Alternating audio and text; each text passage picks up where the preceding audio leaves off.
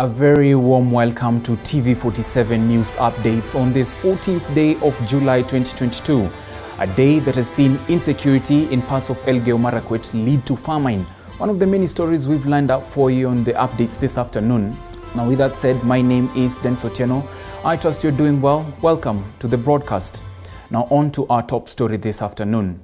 Severe hunger and famine has continued to devastate residents of Kerio Valley after a spate of insecurity incidents experienced in the region and which have resulted to residents not carrying out farming activities.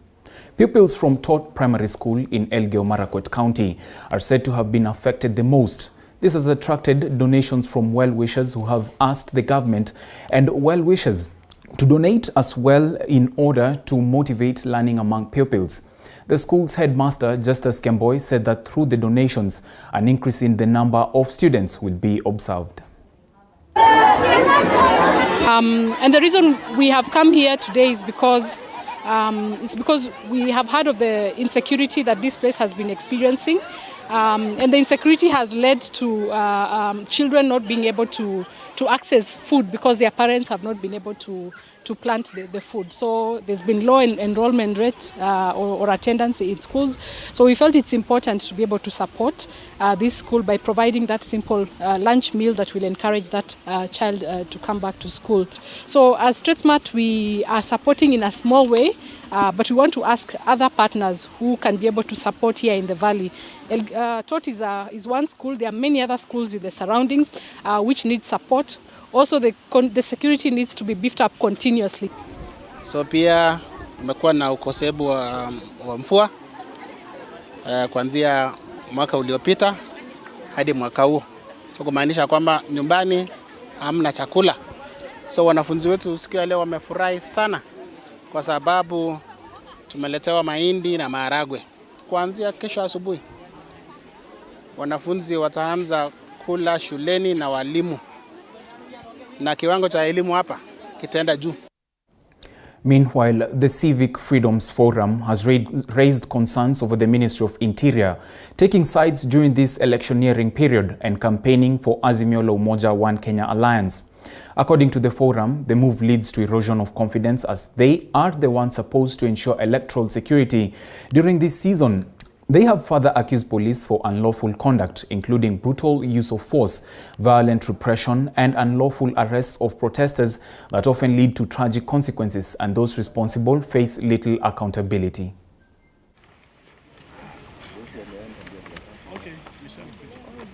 So we would like to call upon those in charge of security, especially during this final days of the campaign, but also during the counting and announcement of results, that they must, by all costs, take a position of impartiality. Our police officers, over 100,000 across the country, plus the prison officers and KWS who will be deployed to protect us, must be clear that they are applying the law equally, regardless of our political orientation. During this electoral period, there have also been concerns that human rights defenders and journalists are continuing to be surveilled by the government because of the nature of the work they do, including because such work can be critical of the government rather than for a valid law enforcement purpose. And allegations of opaqueness stemming from a culture of secrecy remain widespread. So basically, the government infrastructure does not respond to the legislative framework that is in place to allow Kenyans to access information held or from the state. Interior Cabinet Secretary Fred Matiang'i has maintained that the government is ready and well prepared to secure the country during the upcoming August election. In a Development Partners and Government of Kenya Roundtable meeting in Nairobi this morning, Matiang'i said his ministry has stepped up its engagement with other stakeholders to deliver a peaceful and secure election, saying preparations commenced a year ago. The CS is confident that the security machinery that has been put in place will surmount the challenges of political intolerance, negative ethnicity, and some flare-ups of hate speech. Development partners maintain their continued support to election stakeholders and Security Department 25 days to the much anticipated general election. Wednesday doesn't work, when else can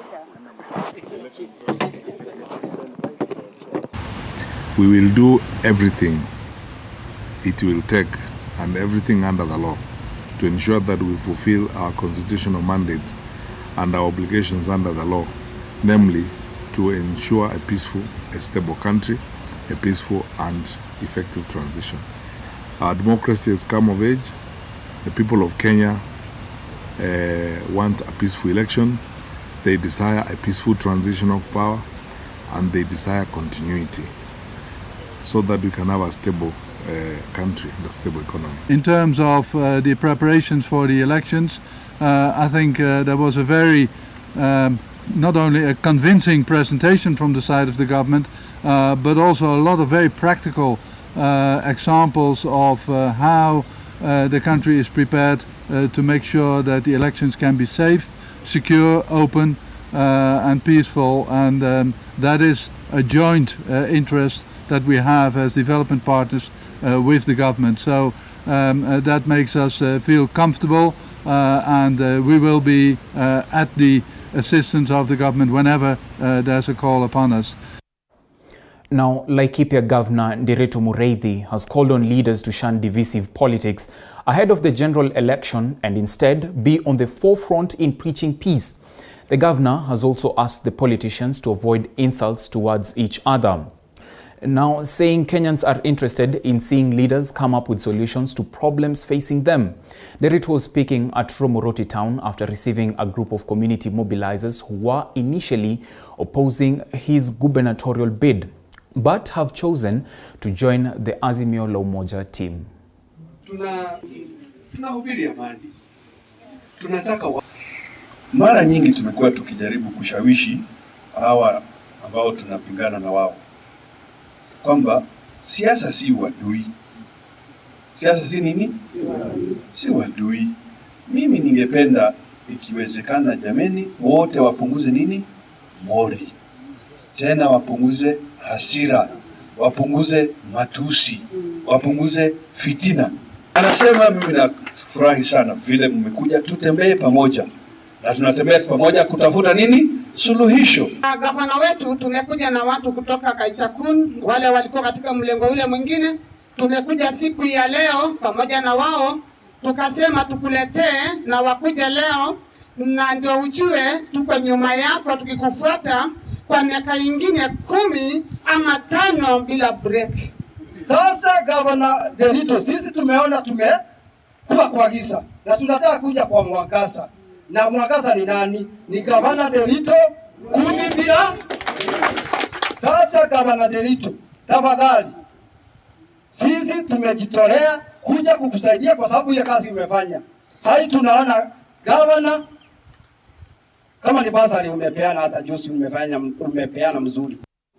Now, from Laikipia, we move on to Bungoma, where KITUI Member of Parliament Wafula Wamunyinyi has condemned Deputy President William Ruto for what they term as his lack of respect to his fellow leaders.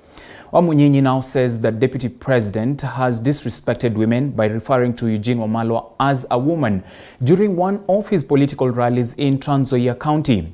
His sentiments have been echoed by former Member of Parliament in Bungoma County, Reginalda Wanyonyi, saying that William Ruto is not fit to rule the country as the next president. The leaders have called upon all Kenyans to make informed decisions as they elect leaders during the August elections. Hiyo ni kukosa heshima first kwa sisi kama jamii. Pili, amekosa heshima kwa mama, kutumia matusi kwa mama. Sisi kama viongozi wa Azimio na mimi particularly kama kiongozi wa DAP katika Kenya, na shutumu hayo matamushi na matusi ambayo William Ruto amefanya kwa viongozi katika Kenya. Na nihimize wa Kenya wamchunguze, wamwangalie namna anatumia lugha mbaya, namna anaonyesha hasira kila wakati. Ni mtu anafaa kuwa rais kweli? Haifai. So mimi ninawahimiza wenzangu, jamii ya Waluya na Wakenya kwa jumla, wajue huyu mtu anaitwa William Ruto hafai kuwa karibu na uongozi ya kusimamia nchi ya Kenya. Kuna mambo mengi yale mnajua, scandals that have, ile maskandal ambaye amejihusisha nayo, yale mnajua nyinyi wote. Elsewhere, Bahati Member of Parliament Kimani NGUNJIRI has hit out at President Uhuru Kenyatta over his involvement in the ongoing 1,000-acre Kenyatta University piece of land row that has seen the university's Vice-Chancellor, Professor Paul Wainaina, relieved of his duties. Speaking to the media, the legislator defended the university professor, saying he was merely following the stipulated procedures that involve division of any public land. President Uhuru Kenyatta on Saturday castigated the university management for opposing plans to cede part of the institution's land for the 600 million shillings WHO emergency hub. Ile mambo wamefanya makosa. One, una dictate. Unasimama kwa media kupigana na lecturer. Ati atakuona uko na siku 30 na utaenda na yeye. Kuna procedure ya kufanya kama ni kugawa shamba, lazima bodi ikae chini, lazima consent ipatikane, lazima solution ipatikane. Inaitwa public participation. You have ignored all those. You just want to dictate. Women from indigenous communities have criticized the inclusive democracy in Kenya, arguing that it deprives them the right to vie for various elective positions. The women, who were speaking during the opening of the 7th Indigenous Women's Forum, noted that less have been done to empower and promote indigenous women to participate in important decision-making processes, which has been led by old cultural beliefs towards women and leadership. Betty Sungura, the Chief Executive Officer of National Gender and Equality Commission, announced that his commission will form a union to work with social organizations to achieve the one purpose of promoting the women's rights while resolving various challenges raised by women in such forums. The challenge yenye wamama wamepitia ni kwamba ya kwanza ni culture na norm, mila na desturi. Unakuta kwetu wazee wana negotiate. Wanasema Marara ndio atasimama governor, wanatuachianga tu women rep juu wameshindwa venye watatutoa. Hizi zingine zote wanajigawia. Wanasema women rep wamama mnaweza chukua hiyo serikali iliwapatia, lakini unakumbuka hata MP akisimama ama senate wanakuambia hii si ya wamama. Hii ni tume ambayo inaweza kuwasilisha haya mambo na sio sasa tu kuendelea hata mbele. We'll be coming here and we'll work with the local community to ensure that you are represented even in national meetings, in international meetings. In terms of elections, how do you engage already with the aspirants in your communities? Make your priorities known, because this will be the basis on which you will cast your vote and make your voice heard. And it doesn't just stop on the 9th of August or when the government's appointed. This is just the beginning of the journey, because then it's really about holding your representatives accountable, whether it be the national level, county level, to what they said that they would do, and to make sure that your priorities are addressed in the next 5 years. Meanwhile, police at RUIRU sub-county have made a major breakthrough, breaking into a farm and uprooting cannabis sativa BHANG worth $1 million in a 50 by 100 piece of land. Now, according to Deputy OCPD NGUNJIRI Sub-County Jackson Sang, the owner, who is still at large, is said to have 2 employees who irrigated the farm, which has been harvested severally. Sang urged residents to provide any information on those selling the substance in the neighborhood. Residents have raised concerns on the rampant use of BHANG among the youths in the area.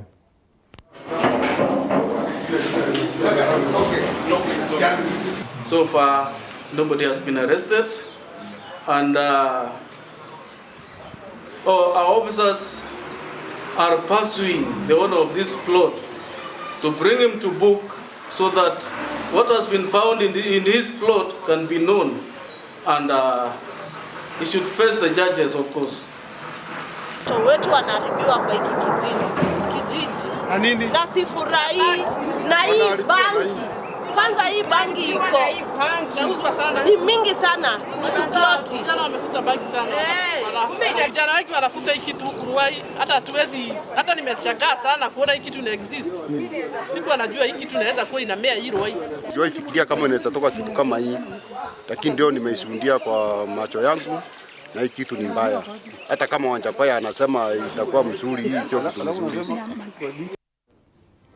And from that story of nabbing BHANG in Ruai right here in Nairobi, now we do a short break, but don't go too far. When we come back, we'll be giving you more news as well as some sports news, so stay tuned.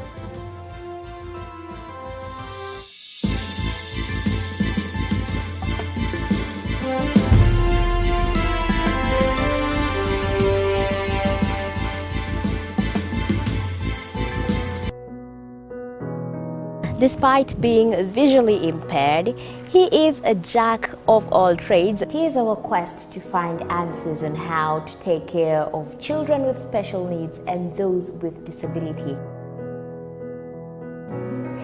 You do not need to see musical notes to understand music, but rather to have your soul feel the vibe.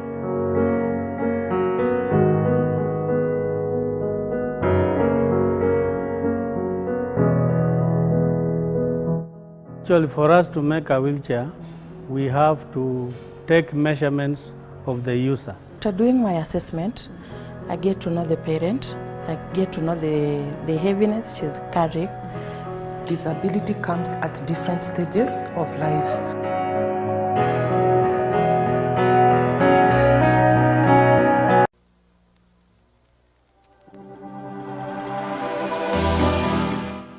Well, do you know what's happening around you? Morning Cafe with heated political debates. Baraza la Siasa. Hiyo kitu azungumzie, angalie hali ya maisha ya watu. Informative health discussions. Business, farming.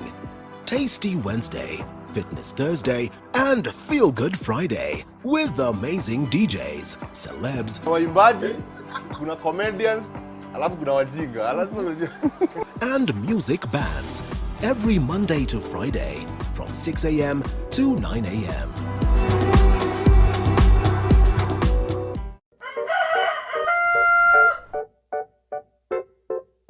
The next set of millionaires are farmers. As we know, agriculture has been and still is the backbone of... And even in... Despite being visually impaired, he is a jack of all trades. It is our quest to find answers on how to take care of children with special needs and those with disability.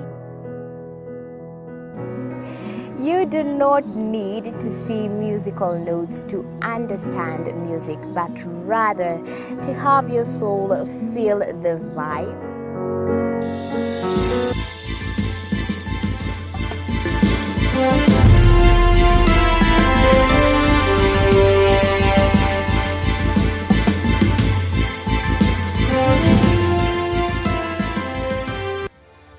Welcome back. Thank you for staying with us. Now let's continue in Meru County. Now, due to upsurge teenage pregnancies, HIV and AIDS prevalence and sexual violence in Meru County, the National AIDS Control Council, NACC, in partnership with the Ministry of Interior and Coordination of National Government, National Council for Population Development and County Government of Meru, are having sensitization to community gatekeepers and opinion leaders on the triple threat: teenage pregnancies, gender-based violence, and new HIV infections. Take a listen.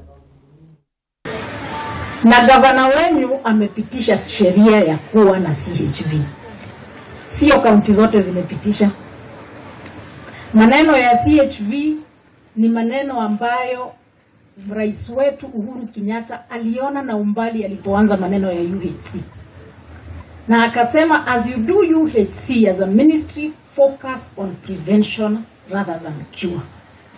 Na tukaandikiana kitu inaitwa Intergovernmental Partnership Agreement, serikali kuu na counties, tukiwaambia kuweza kufikisha malengo ya universal health coverage. Serikali itajitolea kutoa fedha kadhaa na kusupport programs kadhaa, na counties nao tukawaambia mupitishe sheria za kuweka misingi ya afya, mupitishe sheria za CHV, mupitishe sheria ya FIF, pesa ya hospitali ibaki hospitalini. Na ninawaambia sio kaunti zote zimefanya. Kuna zingine hata hazina CHV. Sisi kama serikali kuu tukawachukua, tukawafunza vile tuliambiwa na Mheshimiwa Rais, wakapata masomo, tukawapatia equipment, governor akawachilia. Kwa hivyo mkijiona bado mnafanya hii kazi, mshukuru gavana wenu, na hakika ningeomba mumpe makofi, kwa sababu we walk in the country and there are not many governors who are able to achieve the health agenda. Na nyinyi mnajua amekuwa pia hata saa hii nikitoka kwa ofisi yake ameniambia cancer hospital PS, when is that cancer hospital coming? Cabinet Secretary of Energy and Petroleum Monica Juma has issued 74,000 title deeds in Kitui County in the ongoing government effort to issue the vital document to people who have waited for them for years.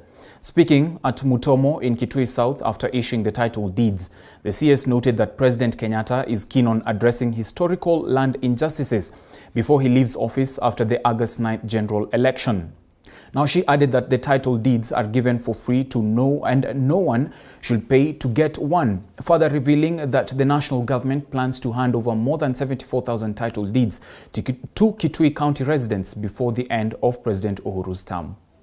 Hata leo na Mheshimiwa Rais Uhuru Muigai Kenyatta ili kuanzisha kusambaza hati za kumiliki mashamba katika area hii. Wakati Rais alipokuwa akiomba kura, tulipitia Kitui. Napita Kitui, tukaenda Mutomo, tukaenda Kyuso, tukaenda Nguni na yeye. Aliposimama kuzungumza na wananchi na kuwaeleza sera zake katika mipango yake, aliahidi vitu kadhaa. Aliahidi kutengeneza mahospitali na barabara katika maeneo mengi ya nchi yetu.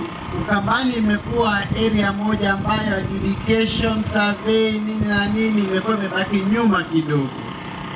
Lakini Rais akaahidi kwamba atafanya, na hii kazi imetendeka.